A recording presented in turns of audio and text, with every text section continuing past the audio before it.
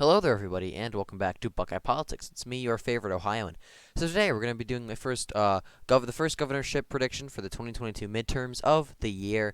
We used to do these every month. I kind of stopped doing them because I don't know, they just kind of got boring. But now they're getting closer to the midterm. We're gonna continue to see updated governorship videos and Senate videos every month. The Senate video should be out tomorrow to wrap up the end of January. So yeah, the last 2 days of every month for the rest of the year up until the midterms, we will see predictions for the governor and Senate elections back to back. So we're going to film the safe Republican states, and they pretty much include all the generic states that you would expect. Kansas is not safe because, as you know, there's Democrat incumbent Laura Kelly. So although I think she will lose, it will not be by a safe margin. Iowa will be safe because Kim Reynolds is pretty popular, and its national environment suggests that she should win pretty handily. Texas, similar story. Greg Abbott, while I may not like him much, the people of Texas do, and Texas is gonna it's still like R+6 at least, and in a red wave year, which people think could even be R+5, R+6, it'll definitely be over 10. We'll also have the state of Vermont will also be safe R, as well as the state of New Hampshire, two liberal Republicans, Rockefeller Republicans in that part of the country that are very popular governors up there. Normally, Massachusetts would be filled in safe red as well, but as we all know, Charlie Baker, the incumbent governor, is retiring. I think the Republicans could make it close in Massachusetts just because it is a state that tends to favor the Republicans on the governorship level. But as of now, I really don't see a candidate that can do that, considering all the candidates running are pretty much are there's only really one guy running, and he's pretty much a full-in Trump Republican, which isn't really going to fit the state that well. So I don't really think Massachusetts will stay Republican. But with that, we're going to fill in the safe Democrat states. They include the seats of Oregon and California. Oregon's interesting. I've seen a lot of people say Oregon could possibly be lean likely, possibly even a Republican pickup, excuse me.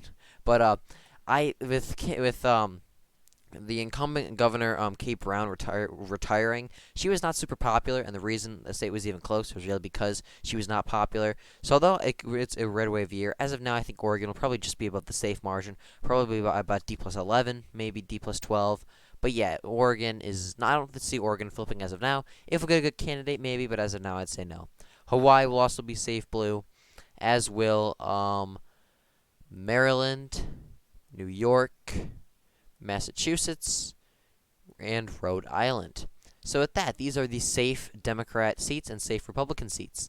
I think we're going to do our tradition of going east to west. We're going to start in the great state of Maine.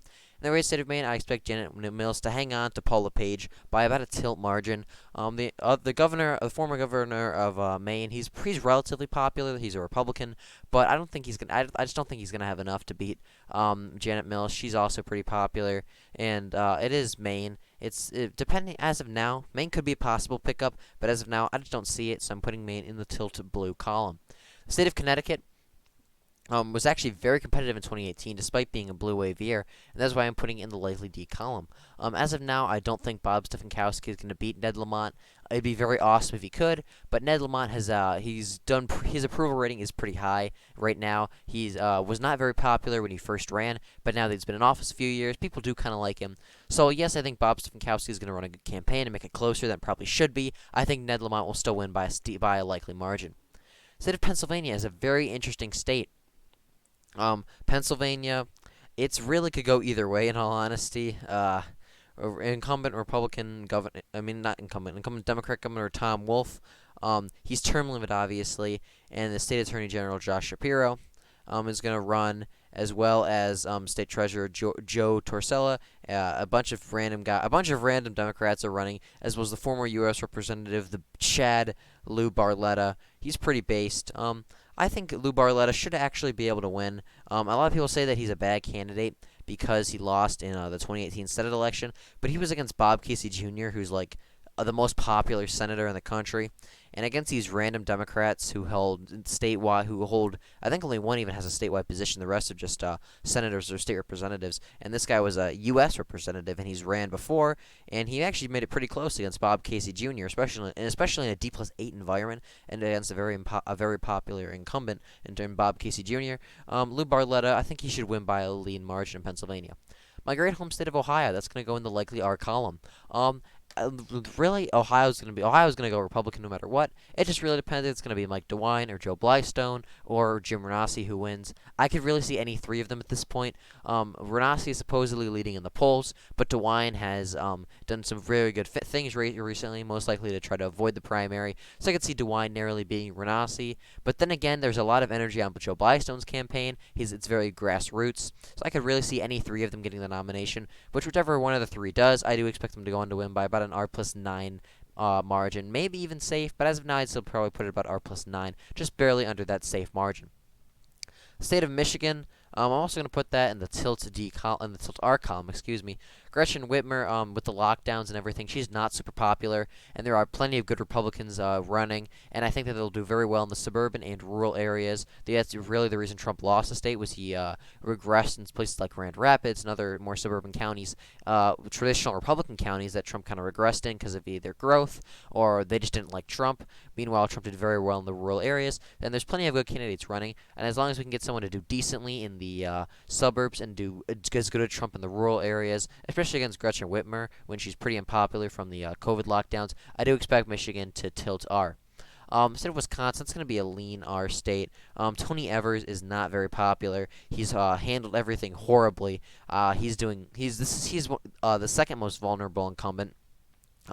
Whether it be the attack in Waukesha or with the black supremacist attack in Waukesha that happened a few months back, the economy, lockdowns, everything. I've just heard nothing but bad things about what he's done in the state. He's not very popular, and I do expect Rebecca Kleefisch or whoever the Republican nominee is to win by a lean to maybe even likely margin, but as now I'm putting it as lean. Instead of Illinois, this is going to be likely a D state. I've talked to some people in Illinois, and there are some good Republicans running. There's some good Republicans running in Illinois, and there's a lot of anger against J.B. Pritzker. He's not all that popular.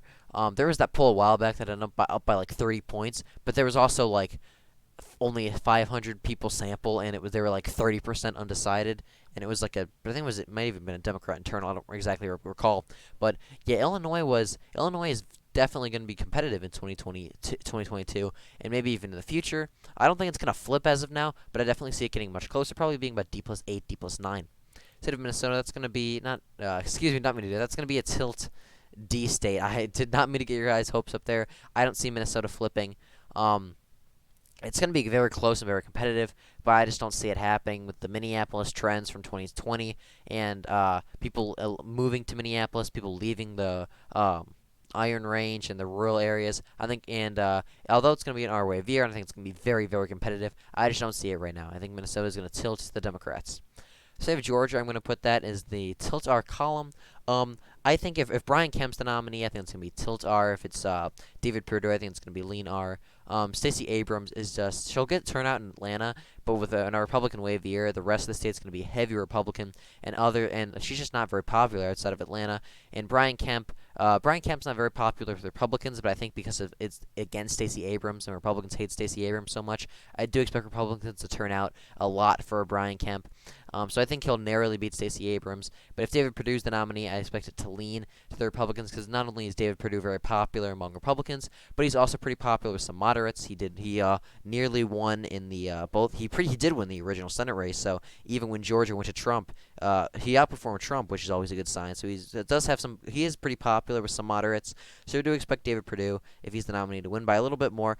I'm putting it as tilt right now because I really don't know off the top of my head the exact polls in terms of how they're doing.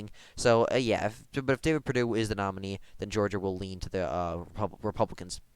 Florida is going to be a likely R state. Ron DeSantis is incredibly popular, and yeah, there's that whole COVID stuff. That the COVID margins in the state right now are like very, very low. The COVID stuff is basically over in Florida. He's very popular. Ron DeSantis has completely changed the state of Florida. Florida used to be kind of that like boomer, not even boomer, it's just kind of like that party state.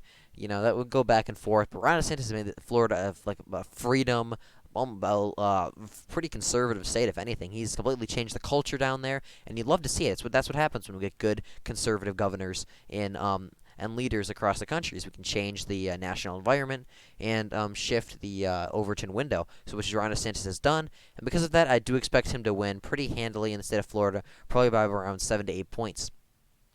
State of Kansas, as you know, Laura Kelly is a Democrat incumbent. I do expect her to lose by a likely margin. She's done some pretty moderate stuff, so I think that that's the only reason it's not safe. And I mean, the 2018 was pretty competitive, all things considered. The only reason she won was because of a third-party candidate, but it still was relatively competitive. So she still, so that shows me that she just has some appeal.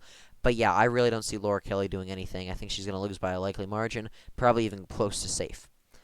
Instead of Colorado, I'm going to put that as lean D. I think Jared Polis, he's popular enough, and he's actually a very solid governor. He takes it away a lot of the California refugees, the liberal ones at least, don't go to Colorado instead of Texas. So I actually really don't mind Jared Polis. He's not my favorite governor, but of the Democrats, I really don't mind him that much, and I do expect him to win by a lean margin, probably like 3-4 points, unless we get a really good Republican. But yeah, I think Jared Polis should hang on by 3 to 4 points, just because Colorado is a D trending state, excuse me, and he is probably relatively popular. New Mexico, this is such a tough state. I'm very sorry to all the Mark Ronchetti stands, but I'm going to put that as tilt D.